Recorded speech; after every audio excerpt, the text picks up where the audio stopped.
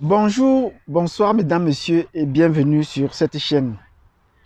Une chaîne de l'Afrique qui s'éveille.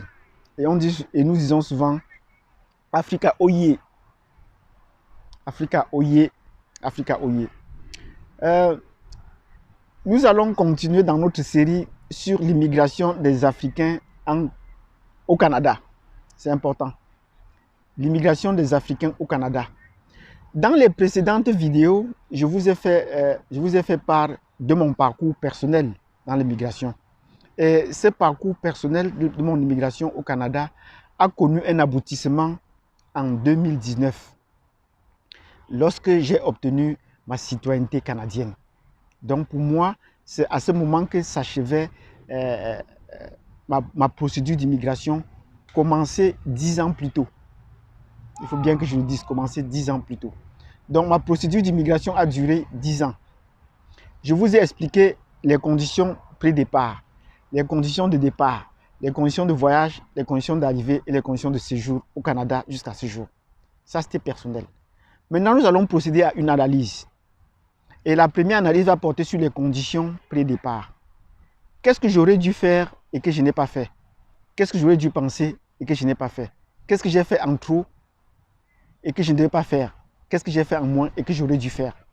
Donc, si vous êtes intéressé de savoir tous ces éléments, installez-vous confortablement, abonnez-vous, cliquez sur la cloche de notification et préparez un commentaire ou des questions. Si vous avez des suggestions également, faites-nous le savoir pour édifier les autres. Sur ce, je vous donne rendez-vous dans un instant.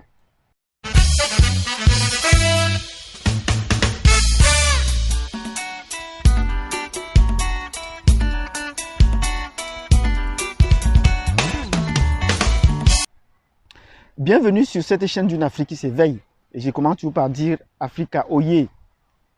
Une Afrique qui s'ouvre au reste du monde et qui, avec des Africains, voyage de plus en plus loin.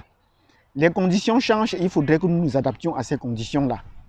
Et je compte sur la résilience des Africains. Les Africains sont un peu trop résilients. Pour cela, on reconnaît leur force, leur caractère de résilient. Quand j'ai préparé mon départ d'immigration au Canada, il y a des choses que je n'aurais pas dû faire. Et pour tout le monde passe par là. Voulant aller vivre, travailler et vivre au Canada, ça devait être des conditions non-retour. Et ce que j'aurais dû faire, c'est de ne pas hésiter. J'ai trop hésité. J'ai trop hésité. C'est en 2007 que l'idée m'est parue de partir au Canada. Et j'ai commencé à rassembler les informations pour aller au Canada. Mais j'ai passé 2 ans à hésiter. 2 ans, donc jusqu'à 2009. Et en hésitant ainsi, je laissais passer plusieurs opportunités, plusieurs chances. Puisque plus le temps passe, plus les occasions se durcissent. Les conditions, les critères de sélection deviennent plus ardus, plus durs. Le gouvernement reçoit de plus en plus de dossiers et met des tris pour ceux qui vont arriver pour essayer d'alléger la tâche. Et vous savez que dans ces conditions, le climat géopolitique ou politique, l'ambiance sociale en Afrique n'est pas toujours très stable, avec les instabilités politiques et sociales qui vont avec. Et dans ces conditions, il faudrait, une fois que vous avez engagé cette idée de partir, vous mettre directement dans l'action. Donc cela m'a pris 2 ans, j'ai trop hésité. Parce que qu'est-ce qu'il fallait faire? Je pensais d'abord réunir la somme d'argent. Quand j'ai fait la première évaluation, il me fallait 4 millions de francs CFA pour pouvoir bouger. Et je me demandais comment est-ce que je vais réunir ces 4 millions de francs. Heureusement que j'ai rencontré un consultant qui m'a vraiment, il était libre à un moment et il m'a dit, pour voyager, tu n'as pas besoin, tu remplis toutes les conditions, c'est pas ce que tu fais là. Pour voyager, tu n'as pas besoin de réunir cette somme d'argent.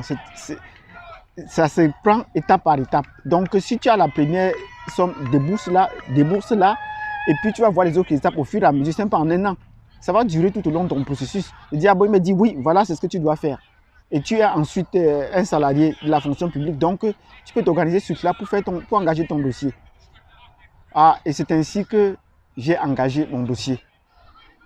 Donc, la première analyse que je voudrais faire par là, c'est que si vous avez l'intention de venir au Canada, engagez-vous directement et vous allez surmonter chaque obstacle au fur et à mesure qu'il se pose. Vous ne pouvez pas surmonter tous les obstacles d'une fois parce que Du moment où vous réfléchissez, les conditions changent et il devient plus difficile. Donc, sur ce, je veux donc attirer l'attention des gens pour les conditions pré-départ. Engagez-vous une fois et commencez à réunir les conditions, à surmonter les obstacles les uns après les autres. Ne cherchez pas à résoudre tous les obstacles une fois où vous ne voyez pas déjà au Canada avant le temps. Non, ça prend un temps et il faut analyser. Donc, après avoir engagé le dossier, j'étais maintenant focus, j'étais maintenant orienté sur l'immigration au Canada et tout ce que je faisais avait pour objectif principal que je vais partir au Canada dans les années qui suivent.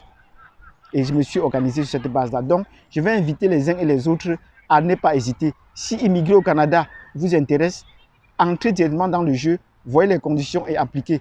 Ne copiez pas les choses de gauche à droite parce que là, les études se font au cas par cas. Donc, si vous avez apprécié cette idée, mon partage, cette analyse, mettez-moi un pouce. J'aimerais voir le nombre de likes. Là, ça va nous pousser à davantage échanger et à diffuser.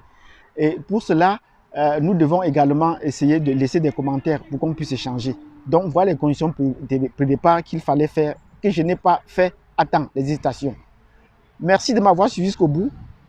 Dans la prochaine vidéo, on va passer à la prochaine étape, l'analyse du dossier et voir comment est-ce que cela a abouti. À la prochaine.